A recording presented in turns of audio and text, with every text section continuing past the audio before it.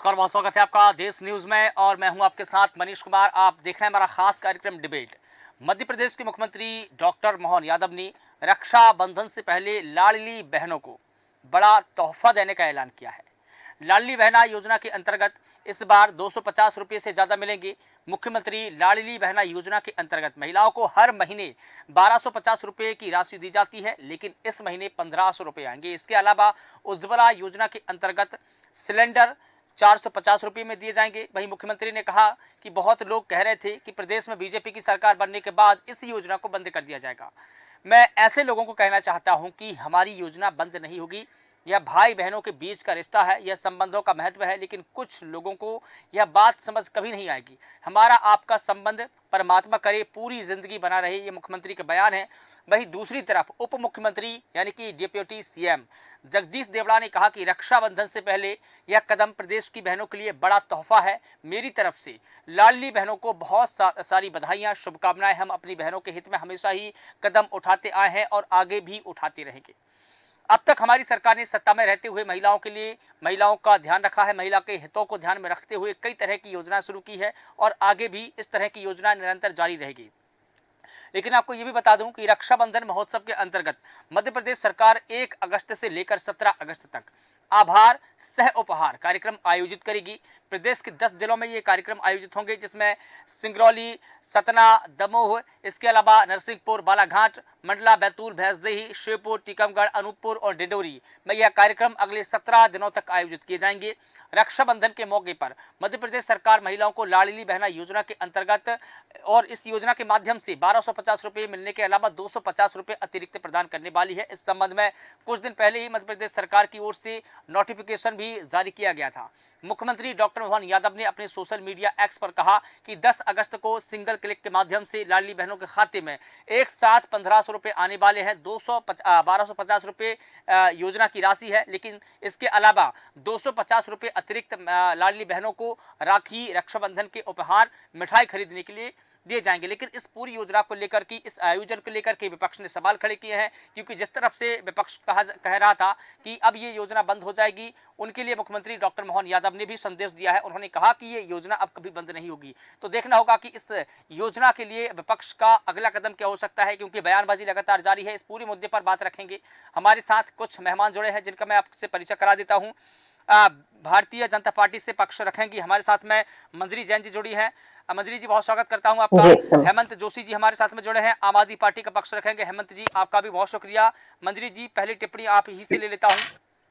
17 दिनों तक आभार सह उपहार कार्यक्रम आयोजित किया जाएगा, लेकिन दूसरी ओर डॉक्टर मोहन यादव जो कि सीएम है, मुख्यमंत्री ने कहा कि ये योजना कभी बंद नहीं होगी, क्योंकि लगातार इस योजना को लेकर विपक्ष की तरफ से भ्रम फैलाया जा रहा है। हालांकि अब देखिए 10 तारीख को मुख्यमंत्री लाडली बहनों को 1500 रुपये सिंगल क्लिक के माध्यम से भेजेंगे, उनके खातों में ये राशि चली जाएगी। तो क्या ये एक बड़ा संदेश होगा विपक्ष को?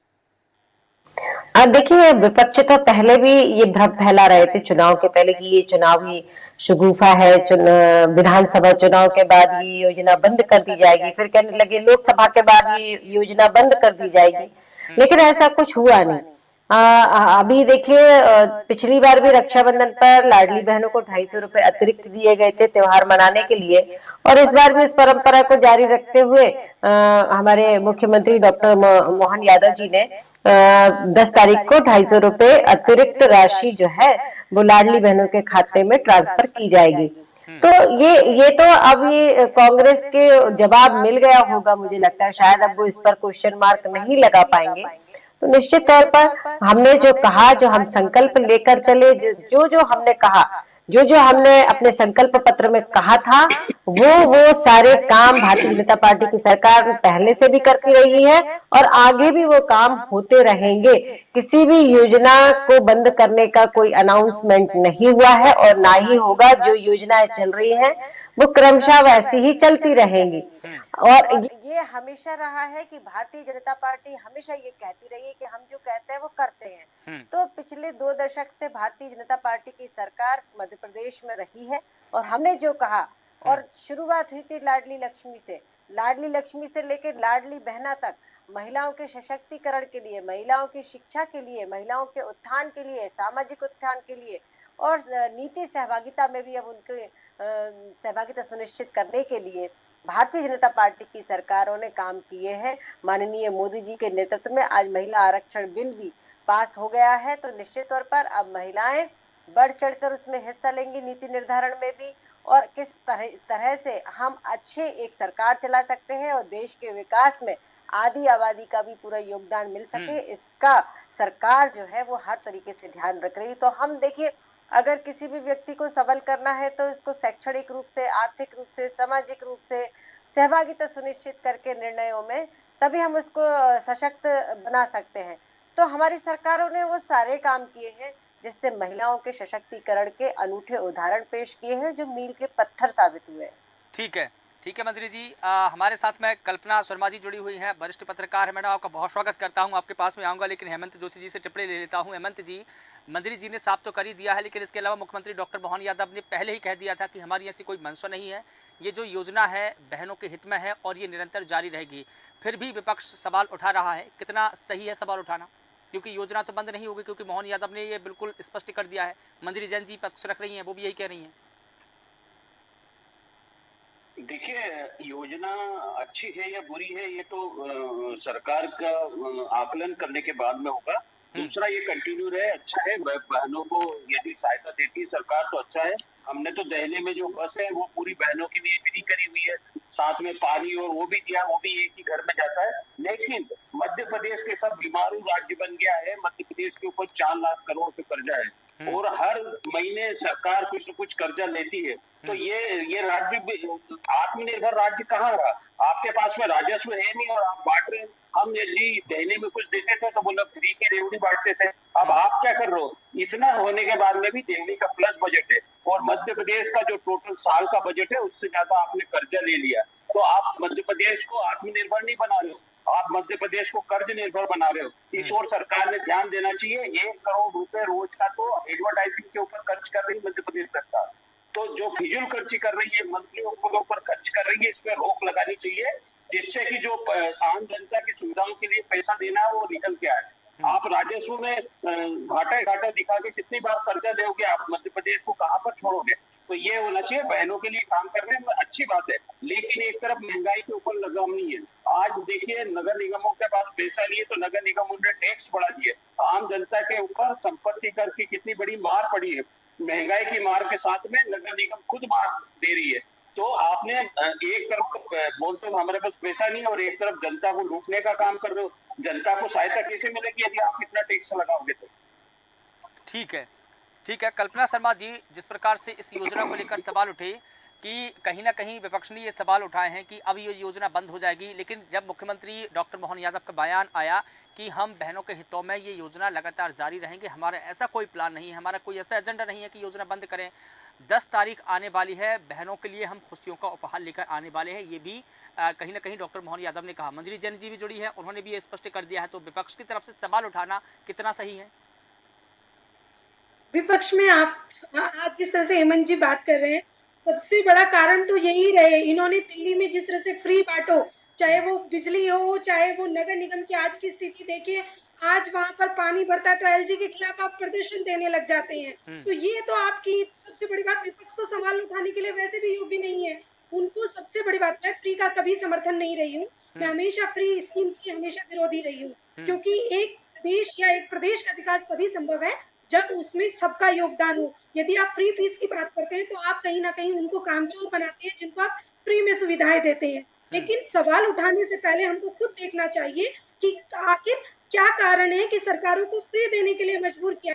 आप पार्टी सबसे पहले आप पार्टी ने जिस तरह से फ्री देकर के सत्ता हासिल करी, ऐसे लोग आएंगे तो उसके बाद कांग्रेस ने नई स्कीम ली, भारतीय जनता पार्टी तो मजबूरन फिर फ्री में देने की बात रखने लगी। आज सारी पार्टियां एक जैसी हो गई है, सिर्फ और सिर्फ लोगों को फ्री देने की बातें करने लगी है। विकास की बात तो बहुत दूर की हो जाती है। किसी भी देश, किसी भी मैं स्टेट की अगर बात कर लूं, वहां पर फ्री देकर ही सरकारें बनी है। उसी का नतीजा ये रहा कि विकास के जो कार्य हो जाने चाहिए उनमें उतनी ज्यादा तेजी नहीं आ पाई। तो मुझे ऐसा लगता है, चाहे कांग्रेस की बात कर लो जहाँ पर उनकी सरकार है, उन्होंने फ्री में दे करके सत्ता हासिल करी।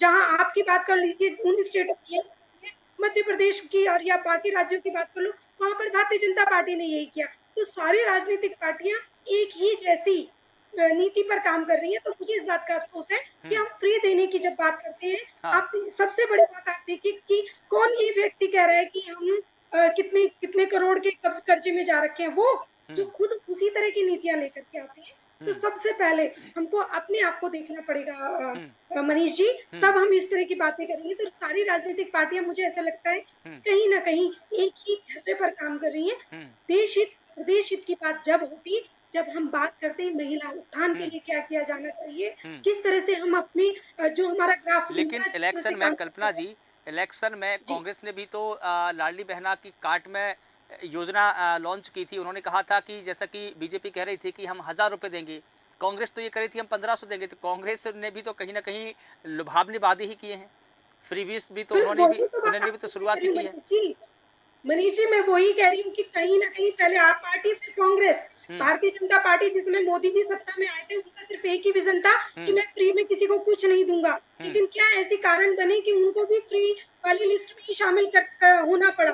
तो मुझे ऐसा लगता है कि जब तक सारी राजनीतिक पार्टियाँ एक सुर में बात नहीं करेंगी, अगर एक राजनीतिक पार्टी ये डिसाइड कर ले कि मैं हाँ, फ्री में कुछ नहीं दूँगी, बाकी राजनीतिक पार्टियाँ फ्री में देंगी, तो मजबूरी में उस राजनीतिक ठीक है, पार्टी को भी फ्री में चीज़ें देनी पड़ती हैं। तो ठीक मुझे है, ऐसा लगता है कि हमारे निर्वाचन आयोग को ये जो सबसे पहले फ्री देने का कॉन्सेप्ट है, ठीक है। इसको बैन कर देना चाहिए ताकि हम मंजरी जी, विकास की बात कर सकें।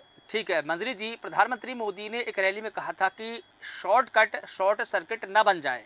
कहीं ना कहीं उन्होंने निशाना ही साधा था फ्री व्हीज को लेकर की जो रेवड़ी कल्चर है, इसका जिक्र भी कहीं ना कहीं प्रधानमंत्री मोदी ने पहली बार किया था। उन्होंने चिंता जाहिर की थी कि जो फ्री व्हीज है, जो रेवड़ी कल्चर है, कहीं ना कहीं राज्य को बर्बाद कर रहा है, ये नहीं होना चाहिए। लेकिन दूसरी तरफ कहीं ना कहीं बीजेपी ही तो इस योजना को लॉन्च किया है, बीजेपी ही बहनों को पैसे दे रही है।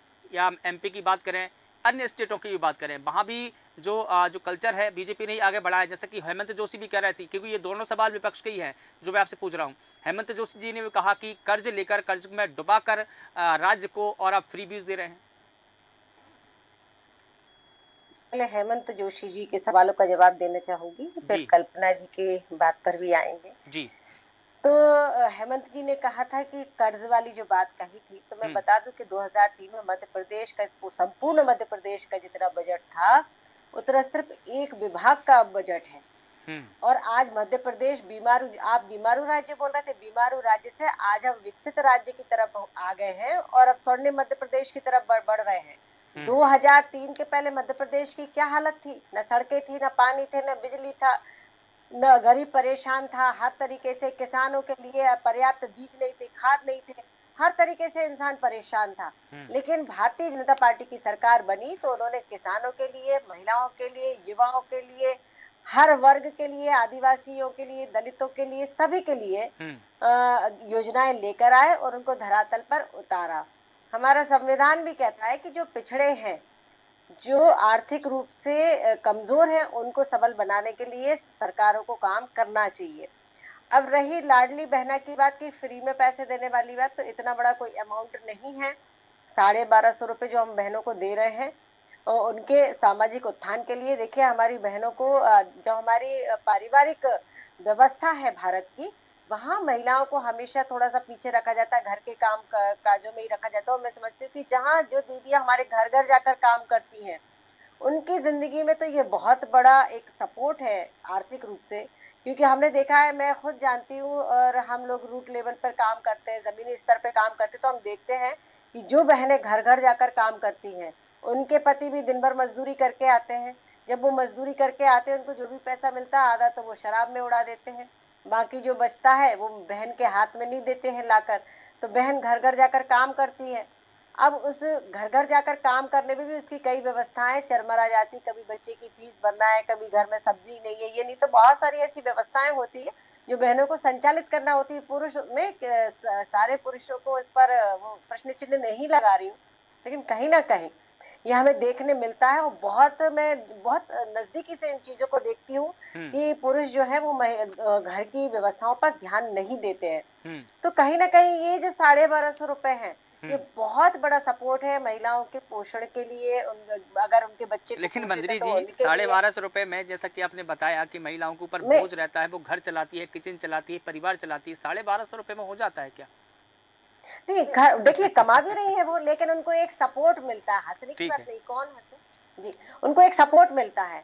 दूसरी बात मैं ये बताना चाहती हूँ कि आज महिलाओं के जीवन में बहुत बड़ा बदलाव लेकर आए हैं, हम्म। चाहे वो लाडली लक्ष्मी हो, जब बेटी जब पैदा होती है तो पैदा होते साथ वो लखपति बन जाती है, तो ये भारतीय जनता पार्टी की सरकार ने किया। अगर बेटी पढ़ने जा रही है तो उसका खर्च उठाने का काम कर रहे तो भारतीय जनता पार्टी की सरकार ने किया। अगर बेटी का विवाह करना है तो उसका भी दायित्व यदि किसी ने लिया तो भारतीय जनता पार्टी की सरकार ने लिया। फ्री की बात तो कांग्रेस पार्टी ने की, जो कि पत्रक बांटे गए लोकसभा चुनाव में कि 8,500 रुपए हम महिलाओं को देंगे हर महीने। अब इन्होंने ये नहीं बताया कि ये कहाँ से लाएंगे। 8,500 रुपए तो बहुत बड़ा अमाउंट होता है, ये फ्री का बांटना होता है। ठीक जो है। दिल्ली में बांटा जा रहा है वो फ्री में बांटा जा रहा है, हर चीज आप फ्री में बांट रहे हैं, आप सत्ता में आने के लिए फ्री में बांट रहे हैं। ठीक है। हमने ऐसा कभी नहीं किया। 2017 में भी हमने 1,000 रुपए आदिवासी ठीक है। बहनों के लिए, बेगा भारिया सहरिया जाति की जो महिलाएं थी उनको पोषण के लिए 1,000 रुपए हमारी सरकार देती थी, और उसी को आगे बढ़ाते हुए ये लाडली बहना लेकर आए। ठीक है। कांग्रेस ने तो 2015 में आते साथ वो योजना बंद कर दी थी, तो ये महिलाओं के सशक्तिकरण के लिए ये लोग काम नहीं करते हैं। ठीक है। हेमंत जी से सवाल ले लेते हैं। हेमंत जी, जिस प्रकार से मंजरी बता रही हैं कि हमने 2003 में जब सरकार की कमान संभाली थी उस वक्त मध्य प्रदेश बीमारू राज्य था, बीमारू राज्य से हमने विकसित राज्य किया है, लेकिन जो कल्चर अन्य राज्यों में है, अन्य स्टेटों में है जहाँ पर बीजेपी नहीं, जैसे कि दिल्ली का जिक्र करूँ तो वहाँ पर रेवड़ी कल्चर है, बाकी राज्यों में नहीं है जहाँ बीजेपी शासित है, क्या कहेंगे आप? देखिए जी, रेवड़ी कल्चर होने के बाद में भी दिल्ली का बजट प्लस में जा रहा है, कर्ज कम हो रहा है, तो ये सबसे बढ़िया बजट है। यहाँ पर तो हमारा जितना बजट है उससे ज्यादा हमारा कर्जा है। आप देखिए कि नौबत ऐसी आएगी कि सैलरी बांटने के लिए पैसा नहीं होगा मध्य प्रदेश में। आप ये तो देखिए फ्री का दे रहे हैं, पर फ्री के साथ में प्रदेश के लिए क्या कर रहे हैं, प्रदेश की योजनाओं के लिए क्या कर रहे हैं, आप कब तक लेंगे? और भाजपा की प्रवक्ता कह रही थी कि 1250 रुपए में कुपोषण से दूर हो जाएगा। मध्य प्रदेश कुपोषण में नंबर 1 है पूरे भारत में। तो कुपोषण में नंबर 1 है, महिला अत्याचारों में नंबर 1 है, रोजगार के कोई ताबू नहीं है, महंगाई बहुत बड़ी हुई है, आदमी की स्वास्थ्य सुविधा कैसी गड़बड़ है। आज लोगों को एम्बुलेंस नहीं मिलती, आप न्यूज में देख लीजिए, उनको डिलीवरी के लिए एम्बुलेंस नहीं मिलती है, ऐसी हालत है स्वास्थ्य की। शिक्षा का तो हाथ ही छोड़ दो, शिक्षा में तो आपने सब प्राइवेटाइजेशन कर दिया। जो आम पब्लिक है, जो आम आत्मनिर्भर नहीं बन सकता, वो इतना खर्चा, अस्पताल का खर्चा, वो स्कूल का खर्चा, वो कैसा आत्मनिर्भर बनेगा? आप लोगों को आत्मनिर्भर बनाओ, एक परिवार को आत्मनिर्भर बनाओ, एक लड़के को रोजगार दो, इससे परिवार आत्मनिर्भर होगा। तो आपके रेवड़ी के लिए नहीं जाएगा। हमने रेवड़ी नहीं दी, हमने पूरे देश में सबसे बढ़िया मॉडल दिया। उसी का कारण है कि 3 बार की जनता ने हमको वोट दिया। वहां पर पानी के बहुत माफिया चलता था, टैंकर माफिया चलता था, उसको दूर करा, पानी की सुविधाएं दी, बिजली की सुविधाएं दी, और अच्छे स्कूल दिए, अच्छे स्कूल और अच्छी स्वास्थ्य सुविधा आम जनता के हित के लिए होती है, आम जनता के परिवार को निर्भर करने के लिए होती है। तो हमने सुविधाओं के साथ में बजट भी प्लस में किया। बिल्कुल ठीक है। ठीक है कल्पना जी, मैं आपसे टिप्पणी ले लेता हूं। जिस प्रकार से मंजरी जी बता रही हैं कि महिलाओं के हितों के लिए सरकार काम कर रही है, जो हम पैसा दे रहे हैं सीधा खाते में, वो सामाजिक मजबूती बनेगी, महिलाओं की मजबूती बनेगी। लेकिन आप ये बताइए कि रक्षाबंधन और राखी की मिठाई का तोहफा लेने के लिए सरकार ने 250 रुपये अतिरिक्त दिए हैं। ठीक है, सरकार का अच्छा कदम है, बहनों को इससे कहीं ना कहीं मदद ही मिलेगी, लेकिन क्या इतने से पैसे में हो जाएगा? देखिए, आदिवासी महिलाओं को जब देने की बात थी तो मैं खुद उसकी समर्थक थी, क्योंकि वो बहुत पिछड़े एरिया से आती हैं, उनको विकास की सच में आवश्यकता है, उनके लिए काम करना मुझे समझ में आता है। लेकिन जो सबल महिला है वो भले ही घर-घर जाकर बर्तन साफ कर रही है या काम कर रही है। मुझे ऐसा लगता है कि उसके भई मुझे अगर कोई फ्री में मेरे अकाउंट में कोई पैसे डाले तो मैं उसको रोकना चाहूँगी, क्योंकि मैं चाहूँगी मैं एक सबल महिला हूँ, अपने पैरों पर खड़े होकर अपना घर चला सकती हूँ। मुझे ऐसा लगता है उनको सक्षम बनाने के लिए शिक्षा की बात कही। हमारे सरकारी स्कूलों में 8वीं शिक्षा फ्री शिक्षा है, और इसमें एक बहुत बड़ा मैं एक ड्रॉबैक आपको बताना चाहती हूँ कि उसका नतीजा ये हुआ है कि लड़कियों को रेशो अगर सरकारी स्कूलों में बढ़ा है, तो अब एक रिपोर्ट जारी हुई जिसमें ये बताया गया कि सरकारी स्कूल्स में लड़कियों की संख्या इसलिए बढ़ी क्योंकि अपने लड़कों को प्राइवेट स्कूल में पढ़ाने का क्रेज बढ़ गया। तो कहीं ना कहीं हमको उस जो इम्बैलेंस्ड जो चीजें हो रही हैं उसको ठीक करने के लिए काम करने की आवश्यकता है। ये एक बहुत गंभीर विषय है। मनीष, इस पर काम करने की आवश्यकता है। बहुत आवश्यक है कि स्वास्थ्य में सबको लाभ मिल सके। हाँ। हर महिला, हर बच्चे को, हर किसी को फ्री फैसिलिटी मिले हेल्थ की। उसका जो स्ट्रक्चर है वो कहीं न कहीं गड़बड़ाया हुआ है। सरकारें घोषणाएँ बहुत ज़्यादा करती हैं, लेकिन ज़मीनी स्तर पर आज भी ग्रामीण क्षेत्रों में डॉक्टर्स नहीं है, जिनकी भर्ती बहुत आवश्यक है। हमारे यहाँ मैं ये मानती हूँ कि बीजेपी शासित राज्यों में इस समय, अगर मैं बाकी बात करूँ कि हमने कांग्रेस का भी कार्यकाल देखा है मनीष, भारतीय जनता पार्टी का भी देखा है, तो अंतर था। आज विकास काम हुए हैं, लेकिन बहुत सारी ऐसी चीज़ें हैं जिसमें आज भी काम करने की आवश्यकता है। तो मुझे ऐसा लगता है कि जिस समय हमारे पास पैसे अगर हैं, अगर स्टेट गवर्नमेंट का फंड है, तो उसका यूटिलाइजेशन उनकी हेल्थ के एजुकेशन पर उस तरह से होना चाहिए। आप सीएम राइज स्कूल की बात करते हैं, लेकिन आज भी शिक्षाओं में शिक्षकों की कमी है, अभाव है, डॉक्टर्स का अभाव है ग्रामीण क्षेत्रों में। इन सारे सेक्टर्स पे काम करने की ज़्यादा आवश्यकता है। तो ये बहुत सारी ऐसी चीज़ें हैं जिसमें आज भी हमारे यहाँ सरकार की उस तरह से देखिए काम बहुत किया जा रहा है। मैं बिल्कुल सरकार की योजनाओं का टोटल विरोध कभी नहीं करती, क्योंकि बहुत सारी ऐसी चीज़ें हैं जिसमें पहले से लेकर आज तक की अगर बात की जाए तो उसमें काम हुआ है। लेकिन अभी और बहुत सारे ऐसे काम करने की आवश्यकता है। प्लीज़ ये फ्री बाँटना बंद करके उन सारी स्कीम्स पर पैसा लगाया जाए तो ज़्यादा बेटर रहेगा। ठीक है, लेकिन ठीक है, कहीं न कहीं आपका ये कहना है कल्पना जी कि इस योजना में थोड़ा-सा अमेंडमेंट होना चाहिए, संशोधन ऐसा होना चाहिए कि जो वास्तविक में जिन लोगों को पैसे की ज़रूरत है, जो गरीब वर्ग की महिला है, गरीब तबके की महिलाएँ हैं, उनको इस योजना का लाभ मिले, और कहीं न कहीं इसमें एक सर्वे ऐसा होना चाहिए कि जो आर्थिक रूप से सशक्त महिला है, उनको हटा देना चाहिए। You said that? अति पिछड़ी महिलाएं हैं, उनके लिए आप काम कीजिए, लेकिन अगर आप काम काजू 21, 22, 23, 24, 25 साल की महिलाओं के अकाउंट में पैसे डालेंगे तो ये कहाँ का औचित्य बनता है? उनको सबल होने दीजिए, उनको अपनी, ये हमारी लड़ाई है, मेरी खुद की लड़ाई है, मैं अपनी लड़ाई अपने आर्थिक मुद्दों को लड़ सकती हूँ, मुझे करने दीजिए। मुझे हुँ, अपाहिज मत बनाकर 1500 या मुझे अन्य योजनाओं को लेकर, जो फ्री में राशन दिया जा रहा है, वो हर व्यक्ति के लिए ज़रूरी नहीं था, जिनको दिया ठीक है। जा रहा है, हुँ, उसको उन्हें बाँटा जा रहा है, उनको फ्री बेचा जा रहा है। हुँ, तो आप फ्री में दे रहे हो, उनको वो मार्केट में ले जाके बेच रहे हैं। तो हुँ, मुझे ऐसा लगता है उसको अमेंडमेंट करने की आवश्यकता है। ठीक है। क्या और उस पर एक और करने की आवश्यकता है, क्या आप जिनको दे रहे हैं वो उसके लिए डिज़र्विंग है या नहीं है? ठीक है, मंजरी जी आपसे सवाल लेना चाहूँगा। रघुनंदन शर्मा जी बीजेपी के वरिष्ठ नेता है, उनका एक बयान सामने आया है। उन्होंने कहा कि रक्षाबंधन पर 250 रुपये उन महिलाओं को दिए जाएंगे जो रक्षाबंधन मनाती है, यानी कि हिंदू महिलाओं को दिए जाएंगे। तो क्या रघुनंदन शर्मा जी का ये कहना है कि मुस्लिम महिलाओं को पैसे नहीं मिलेंगे? आपका स्पष्टीकरण क्या है? देखिए, भारतीय जनता पार्टी की एक लाइन है, सबका साथ, सबका विकास, सबका विश्वास। हम्म, तो हमारी जो भी योजना है वो हर वर्ग के लिए है, किसी धर्म या समुदाय के लिए विशेष नहीं है, हर व्यक्ति के लिए है। अगर पीएम आवास आ रहे हैं तो हर धर्म और हर समुदाय के लोगों के लिए आ रहे हैं।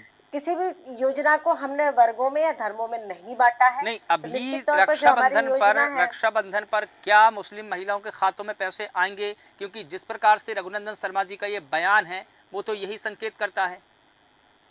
मैंने आपको बोला ना कि हमारी जो योजना है वो सबका साथ, सबका विकास।